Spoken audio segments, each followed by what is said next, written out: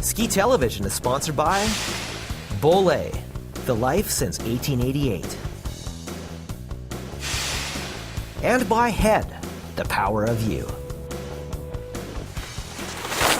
Welcome back to Ski Television, and now it's time for the Alpine Report. Brian Stemmle joining me in studio. Brian, let's talk about the Canadian Alpine ski team. A few years back, these guys were on fire, everybody healthy, winning races on any given day. Now everybody seems to be injured.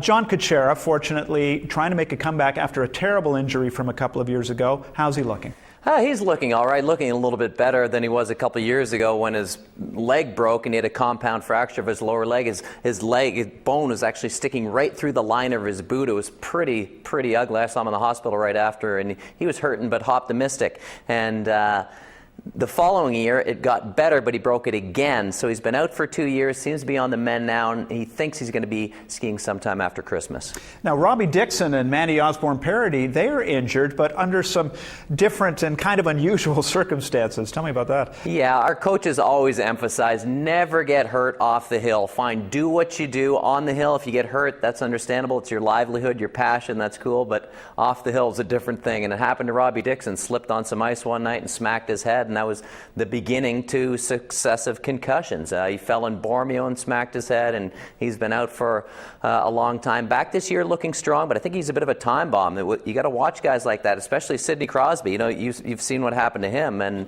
those concussions, you got to be careful. Now, Manny, kind of strange circumstances at the Calgary Stampede. He actually had an incident with a bus. Bizarre. Yeah, you heard what happened. I think he's trying to keep that one low, right, because he's embarrassed about it, and he was out one night and got his jacket or pants caught in the tailgate of a party bus and got dragged 100 meters and really shredded his rear end pretty severely. His knee and leg are fine from the injury he sustained in Chamonix last year, but he's taken a long time to come back from the leg injury at Stampede because he's had 2 skin grafts. A long time getting those muscles back together. Nasty. Now let's talk about Eric Gay. He's been healthy and obviously racing very well the last couple of years, but we keep hearing about a nagging back injury. Is that a threat to Eric at this point? Well, it is a little bit, and you saw him in Lake Louise. Well, what did you think of him in Lake Louise when you saw him? I thought he looked unusually thin, actually, and is that a good thing?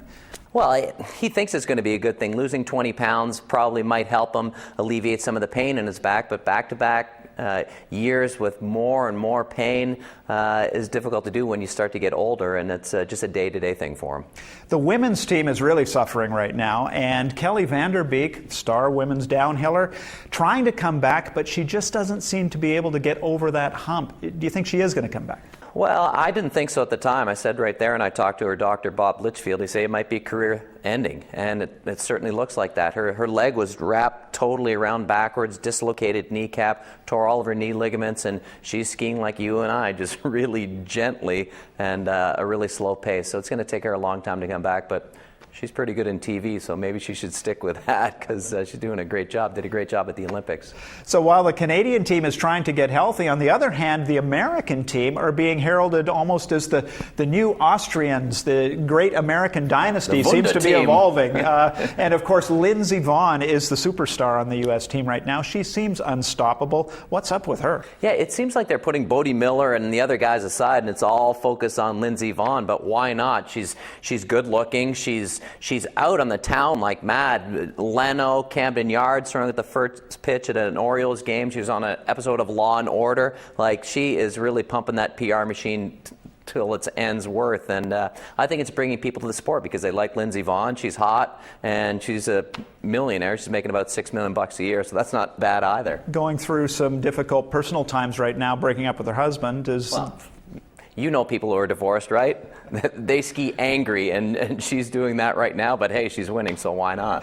So maybe a benefit to Lindsey Vonn to get a little extra fires if she needs that with all the win she's had lately. Anyway, that wraps up the Alpine Report. Thanks, Brian. And that wraps up Ski Television for this week. But stay tuned because in the next hour, we'll be bringing you FIS World Cup Freestyle Skiing Moguls Competition from Ruka, Finland. Jeff Bean will join me for that.